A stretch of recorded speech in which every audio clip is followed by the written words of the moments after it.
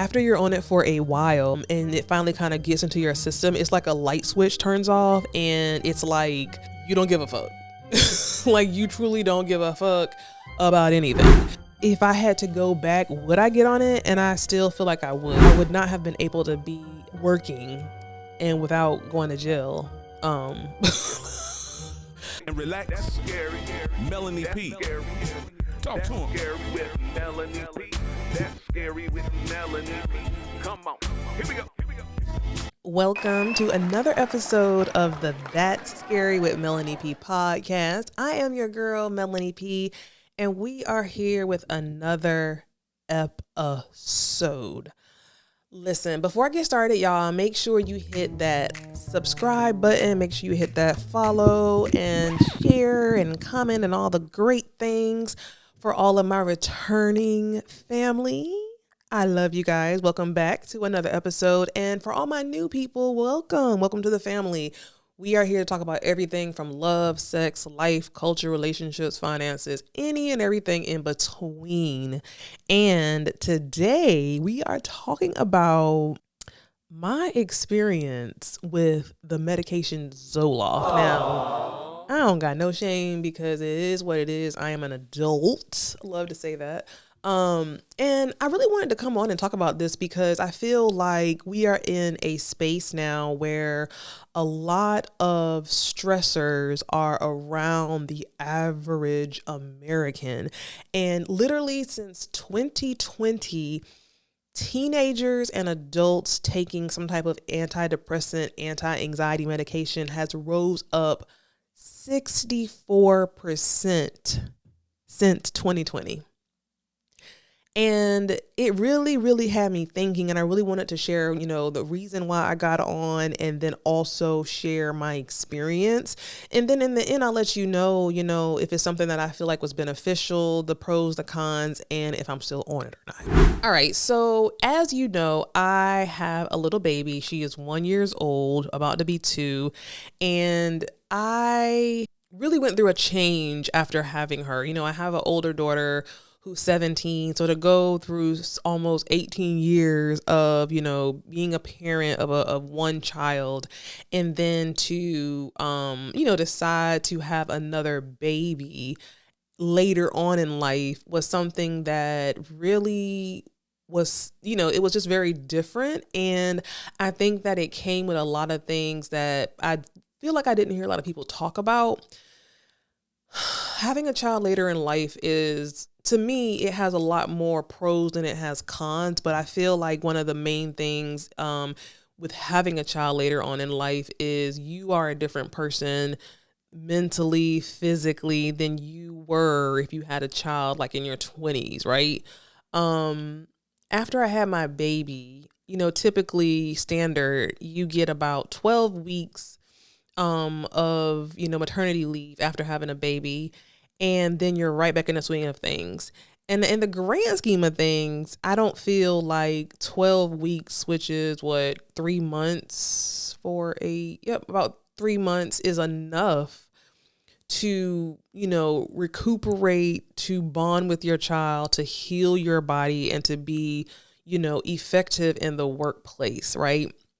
So I feel like I dealt with a lot of postpartum.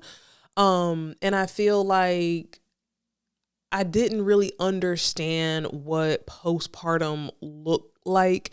I thought that immediately after, if I felt sad or if I did not feel a connection to my child, then that would be what postpartum was.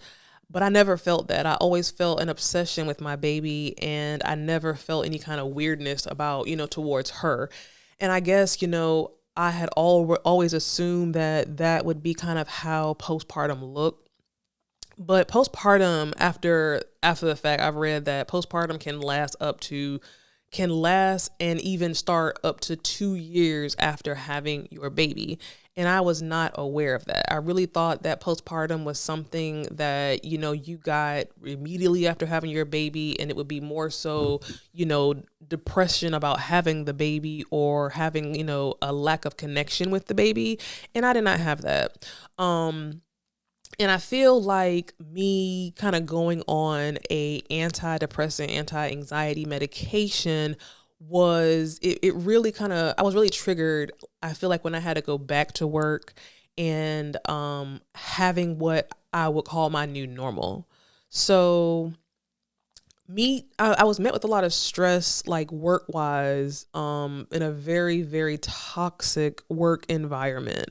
On top of, dealing with that 8 hours a day, adjusting to, finally getting adjusted to having a new baby and then having to take her to daycare, drop her off, get her, I always talk about my time management, and I feel like it was just a shock to my system.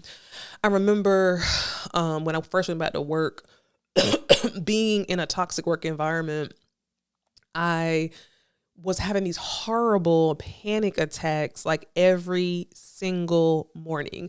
Coming down, I work from home, so coming to my desk and just going down the steps and going to my desk, it was something that I've never experienced before. It was kind of like a horror movie. I dreaded getting up to go to work, and then every step down the steps and every step closer to my desk that I took, my heart began to race and race and race, and it was just really a bad feeling. So then I have that on top of, regular life stress, work stress, having a baby, not having no time, new baby, not sleeping, getting adjusted, making sure she's okay. And it was a lot.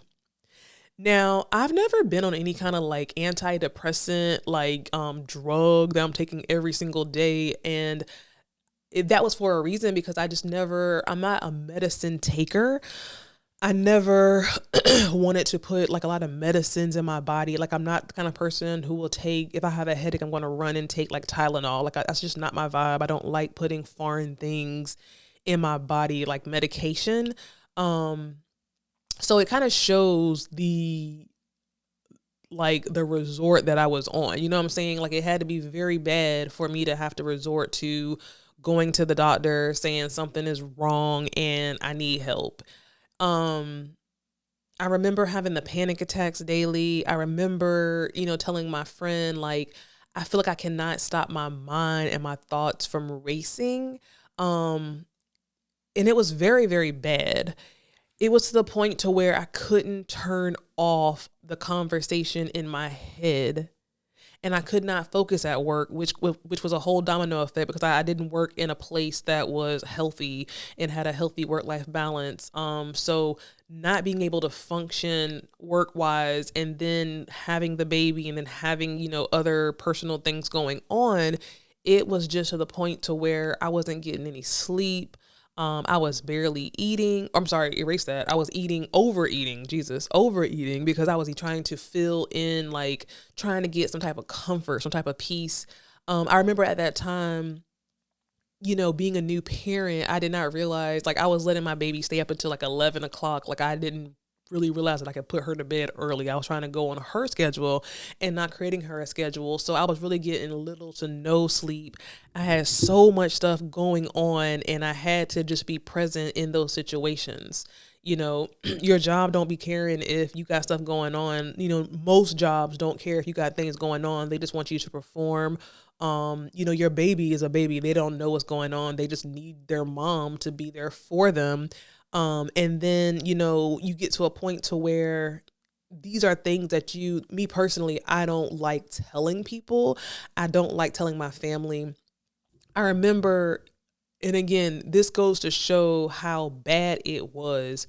I remember one day I was so stressed at work. And at that time, the job that I was on, having a lunch wasn't a thing.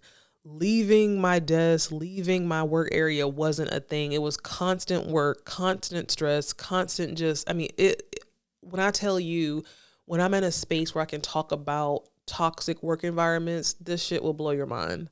So I wasn't really having any type of self-care. I wasn't really having taking the time to take care of myself even through the workday. And I feel like, we talk so much about working from home and, how people can, get over working from home. But I've been working from home for several years. And I will say, when I started working from home years ago, I realized that I was doing a whole lot much more work, working longer hours than I ever worked when I was in the office. When you're in the office, you go in and you leave at 5. There is no going back to your computer. You know what I'm saying? You're gone. And, that was something that I had to deal with as well. And to have a demanding job, but then to also have a new baby, it was just a mix of, a bad recipe. It was a bad recipe. And I think it's so important to have like community and to have people that you can talk to about what's going on, because the only reason that I even went to my doctor is because a close friend suggested, like, girl, you cannot go on like this. Like, you need to go to your doctor. And I remember I called my brother like one day. I was so overwhelmed at work that I went outside and I just started to pray and cry. And I did not want to tell my family because I don't want people to worry. But I called my brother and I tried to just talk to him and be strong, child. But I just broke down, started crying, and he was trying to encourage me, and it was very helpful. He was even telling me about one of his friends, a guy who just had a baby and was going through something similar and was low-key suicidal.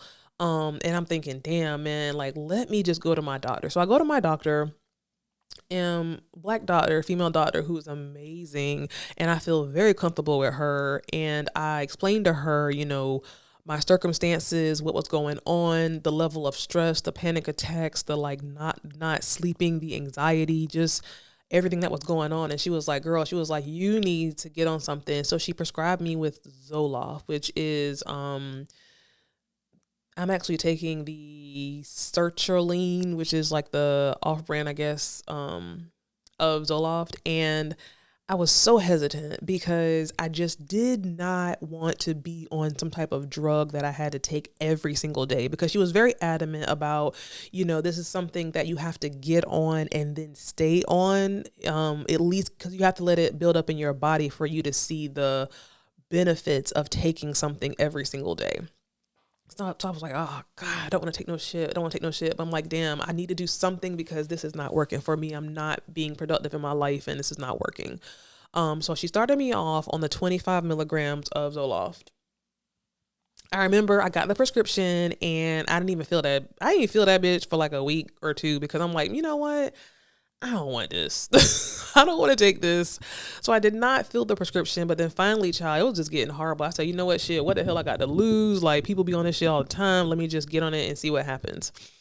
So I started out with 25 milligrams, didn't feel anything. The one thing that I will say that I felt off gate that was the worst was diarrhea. When I tell you, when I first got on Zoloft, I was like peeing out of my ass. Like, it was like the most watery, horriblest diarrhea I've ever had in my life. It was consistent. It was every day. It was diarrhea every single day. To the point where I'm like, oh my, like, it was like I was peeing out of my ass. It was horrible. One of the reasons why I did not want to get on as well is because I heard that, if you ever try to get off, it's a big deal. You can't just get off. You have to wean off. One of my friends was telling me, or one of my old friends who used to be on all these kind of drugs, she was telling me that, when she would get off the drugs, she would have these horrible zaps because it was her body, like, basically getting rid of. It was just crazy. It sounded horrible. People said how much they gained weight, how they felt so sleepy and lethargic. So I could not afford to be sleepy and lethargic with a stressful job and having a new baby. But I got on it anyway. So I got on it. I had the diarrhea. Did not feel nothing. Didn't feel anything working. I started going on like Reddit, TikTok, YouTube, getting an idea of what I could anticipate feeling. And everyone just kept saying, go with it. Just stay with it. Like, they kept saying that the first like month is going to be horrible and the worst, but then once you get it in your body and it builds up, you'll feel better. And they also said that, when you increase your dosage, you'll also feel better. So I went up to 50 milligrams and I started really not feeling anything, still had constant diarrhea. I did start to feel kind of lethargic and tired. I did begin to feel that when I hit up 50 milligrams.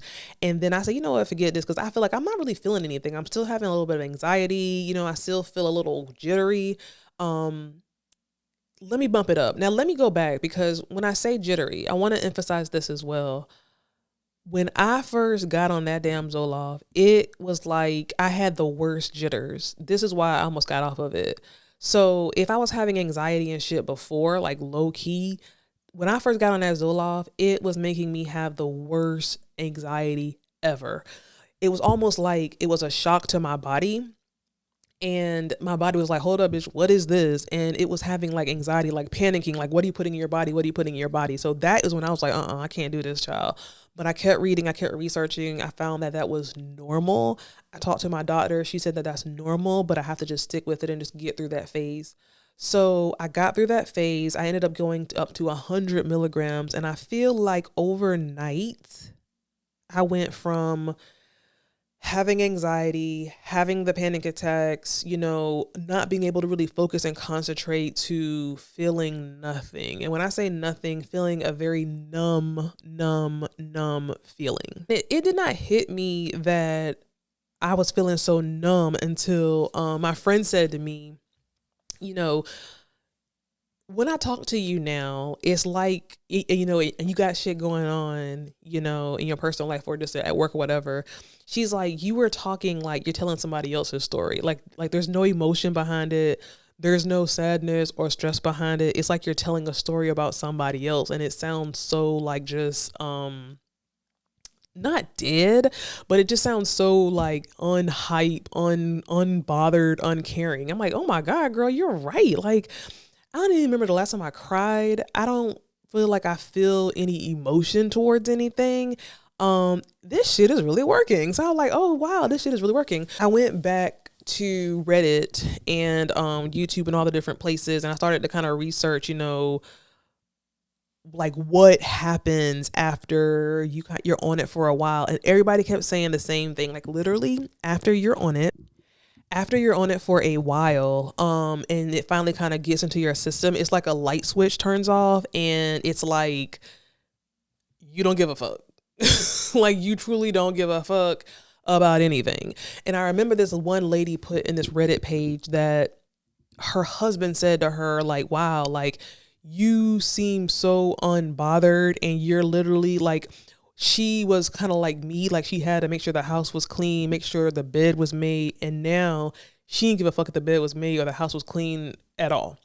And I'm like, that is really me. I'm the kind of person that I would never, ever, ever dream of like leaving a bed or leaving my bed without making it up. Like I would never leave my bed or bedroom without making it up. That just seems like, you know, the worst thing you could ever do. And I saw that I had not made my bed up for months. I didn't care about stuff not being in order. Like typically I'm very anal about that. Like I like things to be in order in the house, things to be perfect, bed to be made, pillows to be in the right spot. And I did not care. And I still don't care. The stress that I had at work vanished. The anxiety and the stress and dealing with toxic people and having that experience day in and day out. First of all, I'm gonna be a buck with y'all. When you mess with me, I'm gonna give it to the ancestors. And people was kind of like, I was having these horrible encounters at work, and boo, I am favored. And I went to my ancestors and I said, y'all handle that. And my ancestors have handled that, and I'll leave it at that, and it'll be more to that when I can talk about it. So that stress that I was having at work, that went away. Like really like the constant just mind racing thoughts went away. That voice kind of just went away. And it's kind of embarrassing to even say, because it almost felt like I wasn't hearing voices, but I felt like I was hearing, it's like I was having a constant conversation in my mind. So if shit wasn't going right, it was like it was a conversation in my head, constantly talking about what if, and you know, oh, shit ain't going right, feel bad, and that voice just shut up. The voice just shut up. The diarrhea stopped after several months. The diarrhea finally did stop. I am still on it because honestly, I want to get off. Let's just be clear. I want to get off because I've been on it now for about 3-4 months, 3 or 4 months, maybe closer to 4 months. And I'm kind of over it. Like, it does feel good to it feels very good to feel that calm, that unbothered, because at the end of the day, I'm still in a stressful job. I still have, a new baby. I'm still kind of going through a little bit of postpartum, and I'm nervous to get off, but I just don't want to be in a space to where I need a medication to be able to function in life. When Tayomi came on the show, she was telling me that she always advocates for meditate before medicate. And that sounds great. That sounds beautiful. But sometimes I feel, and this is horrible to say, because I feel like I agree that you should always go the holistic route before medicating. But sometimes when you got all types of shit going on, it might be easier to get on something for a little while. I feel like looking back now, going through the experience of being on something where I have to take it every day. If I had to go back, would I get on it? And I still feel like I would, because I feel like I would not have been able to be working and without going to jail. Like, I probably would have been in jail if I didn't have an antidepressant to take every day, because when I tell you, I'm not a very confrontational person. I've never really been in any kind of toxic environments for the most part. And to be in toxic environments in different areas of my life, like it's a lot for a personality like mine. Like, I'm a very go with the flow, like to have fun, work hard, play hard kind of energy. And so when anything disrupts my peace or robs me of peace, it's like a shock to my body. And so to have it coming from all different angles, like relationship, job, new baby, everything was just coming at me at once. And it was a lot. It was a lot. And obviously my having older parents, you don't want to, make them worry. So you have to just deal with it at the end of the day. I will also say that, so I do feel, let me just make these bullet points. I feel very much unbothered. I feel very much unbothered. It's not that like nothing will bother me, but I'm giving unbothered, the bed is still not made up, and I don't like that. So I'm going to start like implementing my old, that back in my routine, because that's just never been me. That's disgusting. My mom would kill me. So I'm trying to get back into my routine, but I guess just being able to quiet the noise has been the most beneficial to me. Not allowing outside things to affect me the way that they did before has been very, very beneficial. I will say that it definitely affected my energy and definitely affected my libido, because it is non-existent. And that's one thing also that Tayomi was saying on her episode last week. And that's one thing that I have heard consistently in all of the articles I read, is that Zoloft will rob you of your libido. You don't have no libido. You don't have no desire to do anything sexual. And I feel like that's, between the diarrhea, the non-existent libido, and the lethargic feelings, I think those will probably be like some of the worst effects of the drug. Everybody doesn't have to be on 100 milligrams. I feel like everybody's different, and some people said that all they needed was 50. Some people who are on 200 milligrams, I don't want to go that far. I think my plan is to start backing off of it, and I bumping myself down to 50 and then 25 and then eventually getting off of it. I do not want to be on this shit. I'm saying I don't want to be on it, but I have to be honest that I'm truly, truly scared to get off, because I can't imagine going back to that space. But I feel like I would be better equipped to try to handle my anxiety in a more natural, meditating type way. Now, another person told me that when their friend got off of the drug, they had a flood of horrible, horrible panic attacks, anxiety, worse than before. And it was so bad that they had to actually get back on. And that really scared me because I wanted this just to be temporary. I don't think I gained weight, but I will say that my energy levels are low and I'm not really like working out the way I would like to. But yeah. So I guess at the end of the day, I think my takeaways for everyone is to understand that if you're a new mom, postpartum can be up to 2 years after your baby is born. I think that it's important to have at least one or two people that you trust with, with your feelings, and that you trust to kind of help you make the decision if you need it.